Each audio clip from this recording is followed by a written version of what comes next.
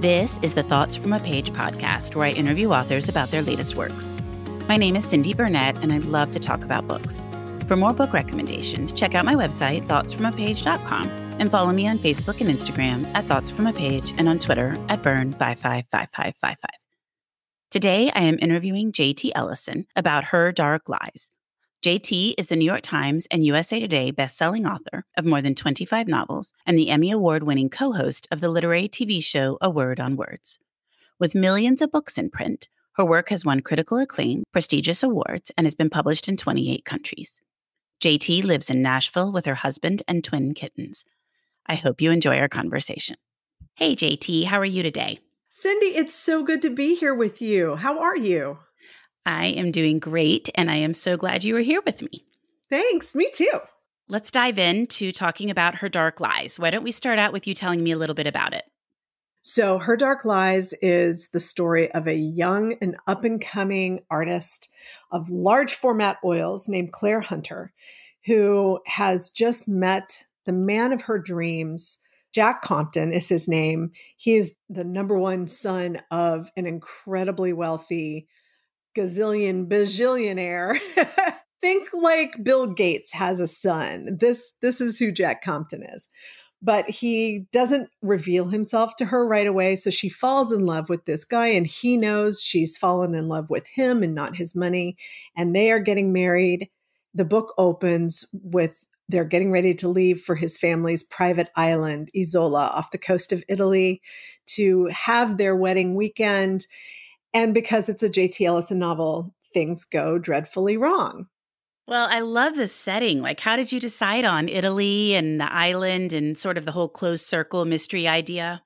Oh, I'm so glad you mentioned that it's a closed circle and not a locked room. I noticed McKenna posted about that this week, and I cheered because that's exactly what this is. It is a closed circle, and it's not a locked room mystery. So to choose Italy, I'm Italian. My family is from Italy, and we still have family there. And we go often, every couple of years, we try to go and visit with them and tour the countryside. And this time we went, and it was one of my big birthdays. So we had a number of family members driving around the Italian countryside in a van that we nicknamed Van Gogh. It was raining, and we all got really bad colds, and everybody was grumpy. And it's never fun getting sick on vacation. Getting sick on vacation in a foreign country is a challenge. So we found some really great codeine cough drops that are not legal here, which were very helpful. And we soldiered through. And then our last stop before they went home, my husband and I were going to stick around for a while, but the last stop before the family went home was Lake Como, which we'd never been to. And we were staying in this lovely little hotel right across from the island, the one island in Lake Como, which is Comacina. And as we were getting on with our day, up pulls this massive yacht and out spills a wedding party.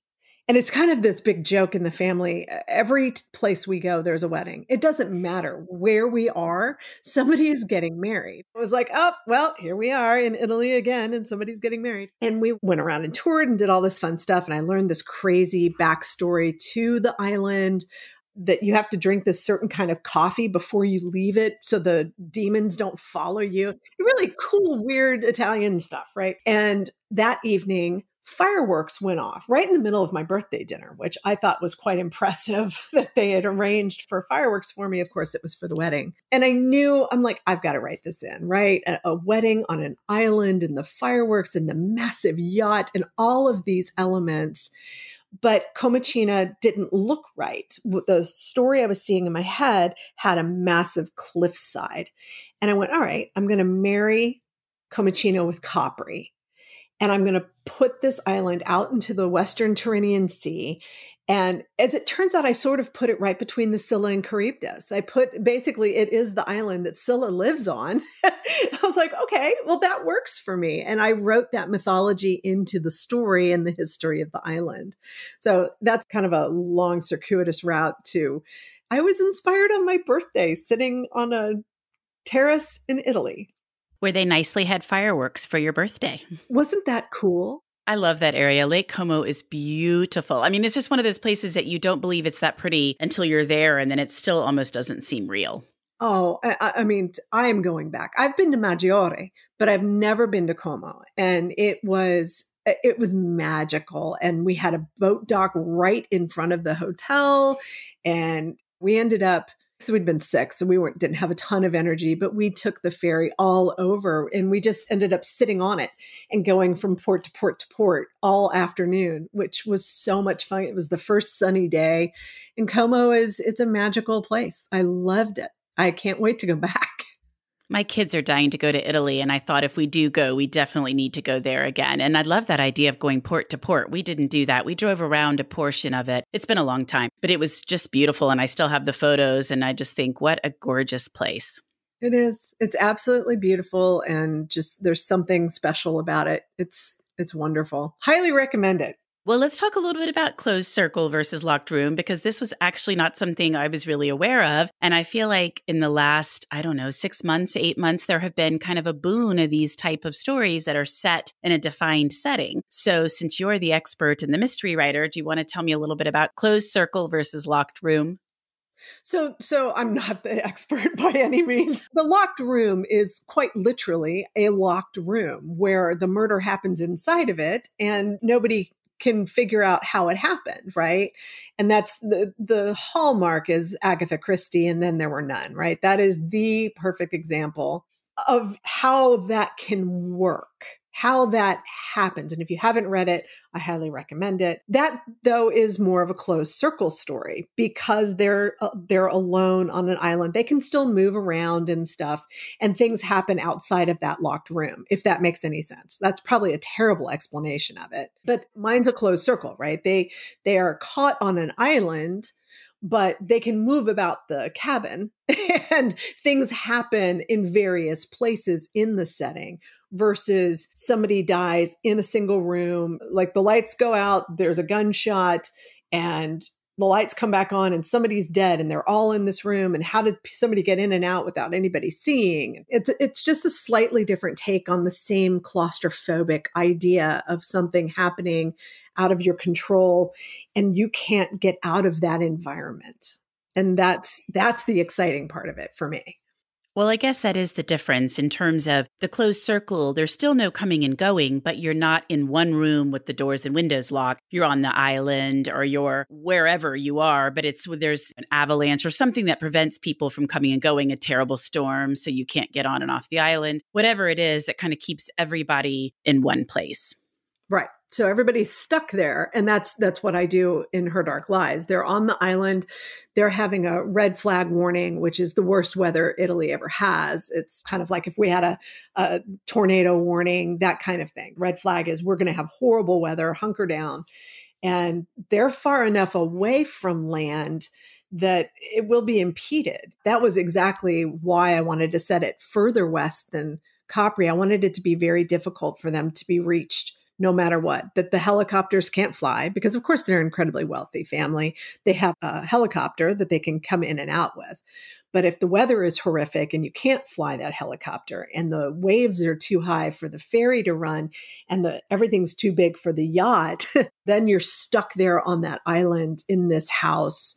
And of course, there's a killer. I mean, I think that's probably a common denominator in both of these stories. There is a killer on the loose. And you have to stay alive in this highly charged situation and setting.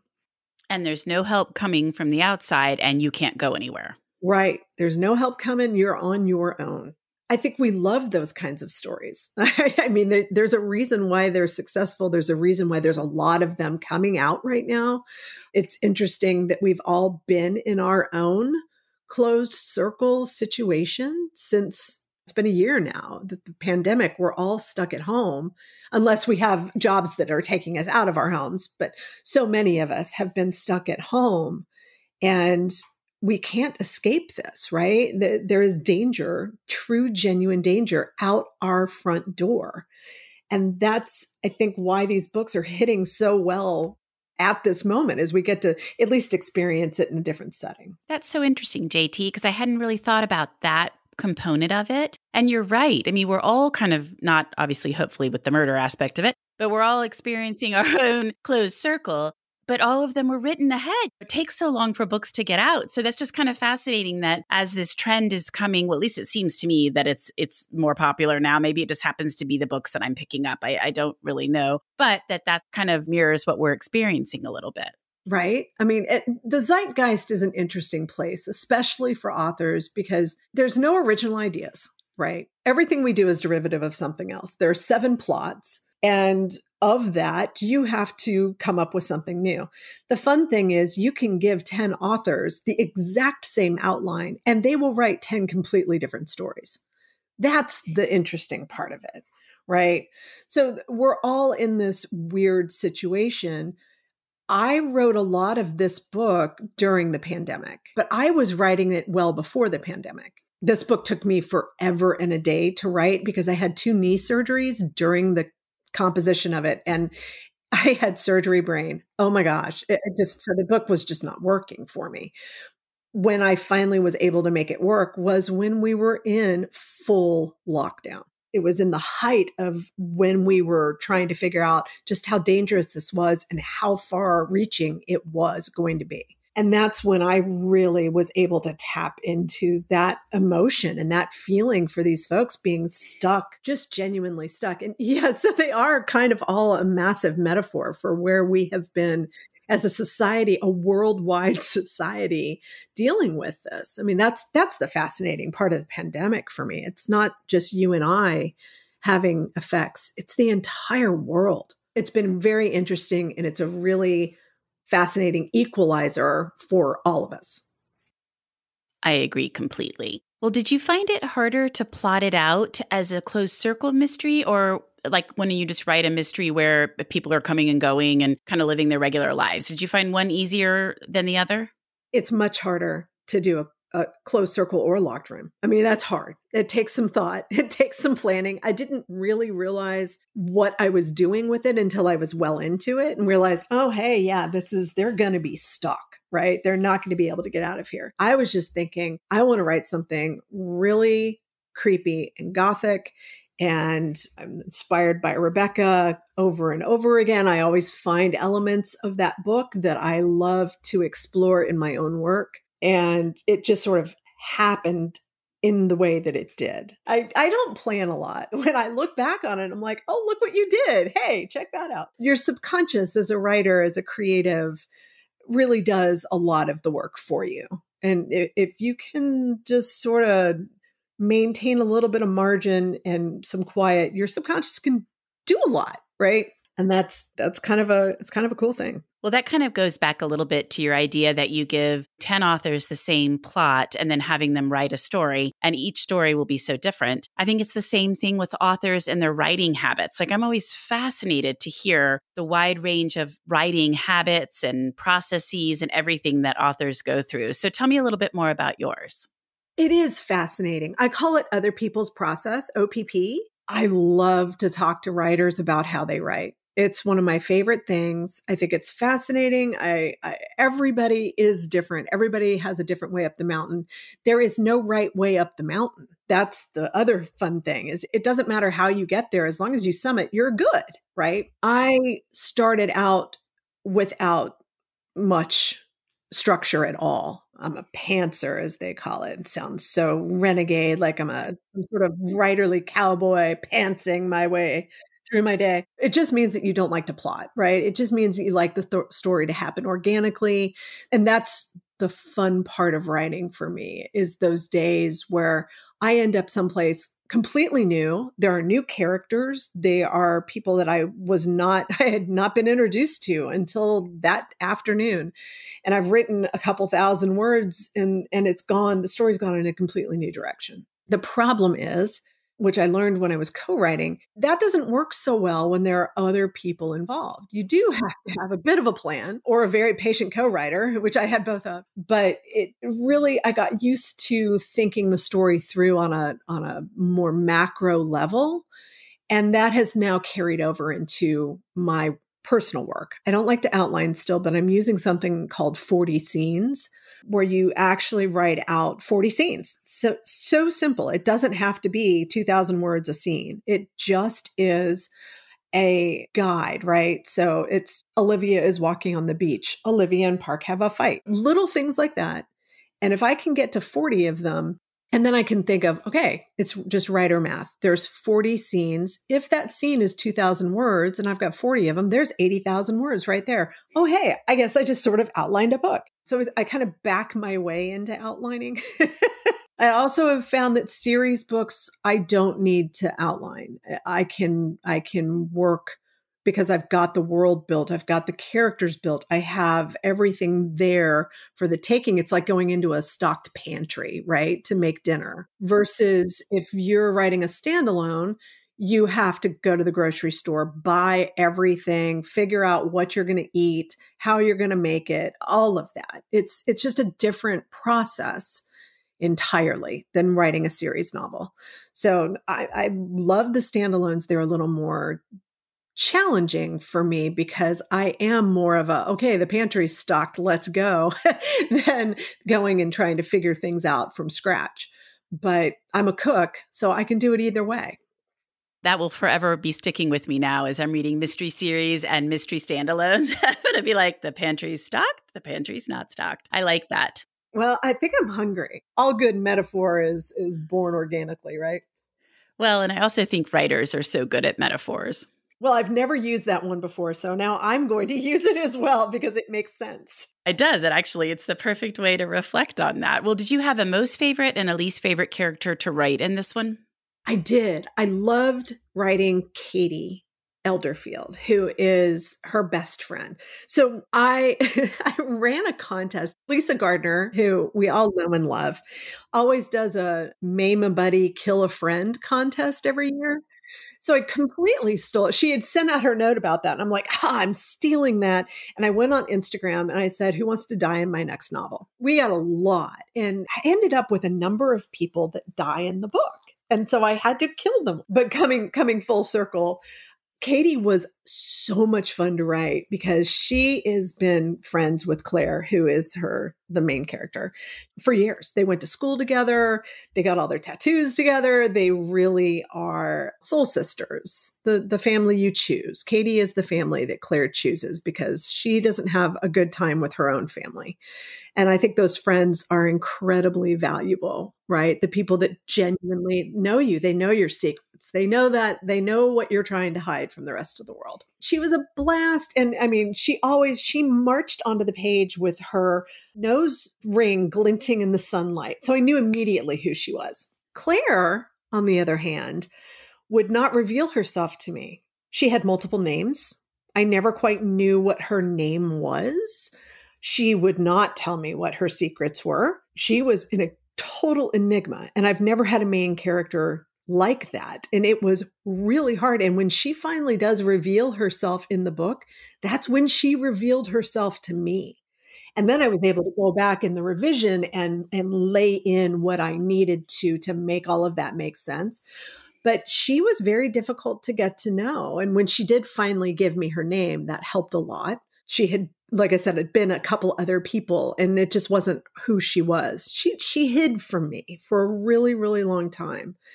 And when you read the book and you see why, it's very understandable. It's something that I don't blame her for wanting to keep that private. But she was really hard to write. And it's difficult when you have a main character that the whole story hinges on that will not participate in your story. Yeah, she's like, leave me alone. I don't want to be in this book. No, she really didn't. And I forced her, and she doesn't like me for that. She'll never talk to you again. Oh, she really won't. I know what season 2 would be if this got picked up for option, but oh my goodness, that girl would not be happy if I came back and revisited her.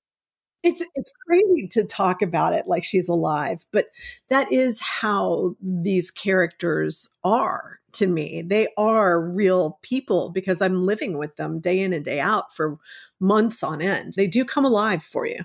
That's such a fascinating thing to me because that doesn't really happen to me. And I mean, as a reader, I will love certain characters and bond with them and think, oh, I would love that if that was a real person. But they don't really inhabit me like they do when authors talk about it. And I just think that's so interesting.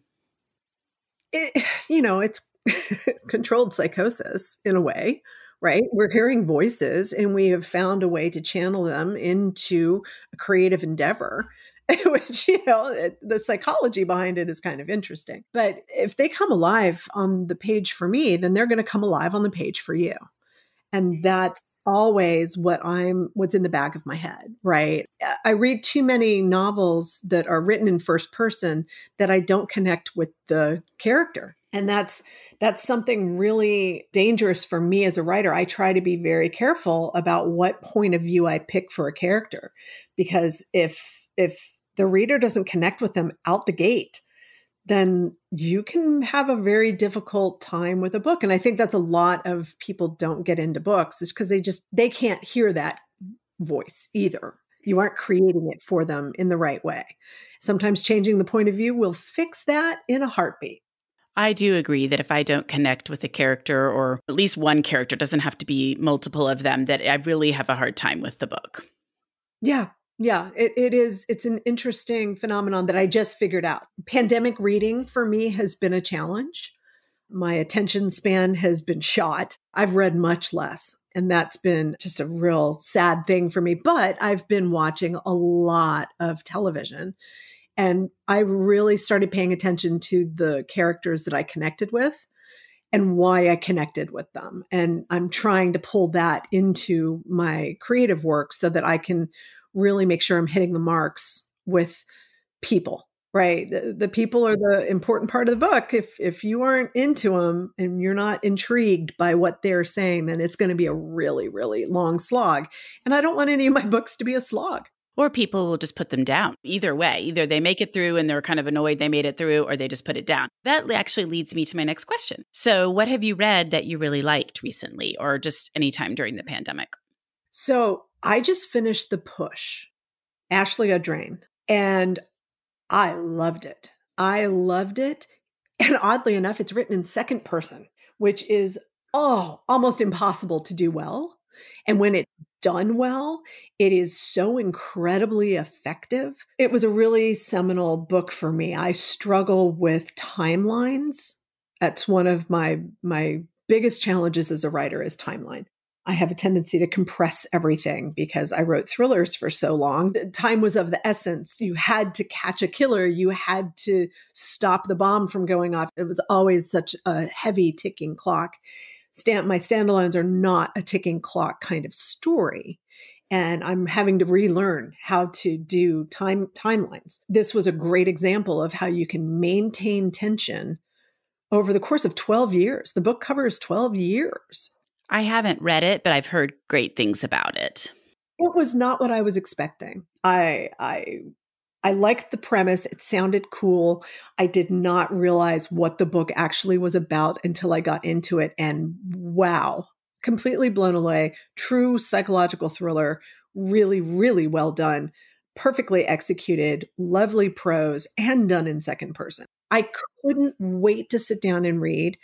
I couldn't put it down. I'm very appreciative of any book that's going to take me away like that, but especially one that kind of made me feel like, okay, I'm a reader again.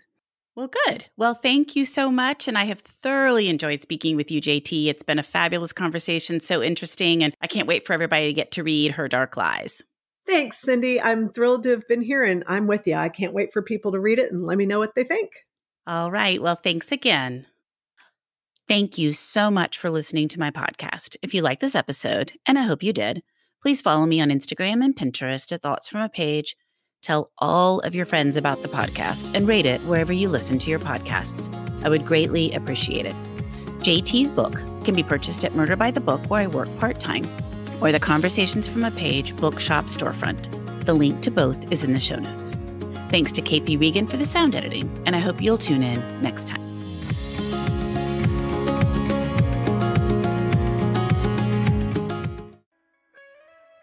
Hear Her Sports is a podcast for everyone who loves stories by and about women striving to improve and make a difference in their lives. I am your host, Elizabeth Emery, a former professional cyclist.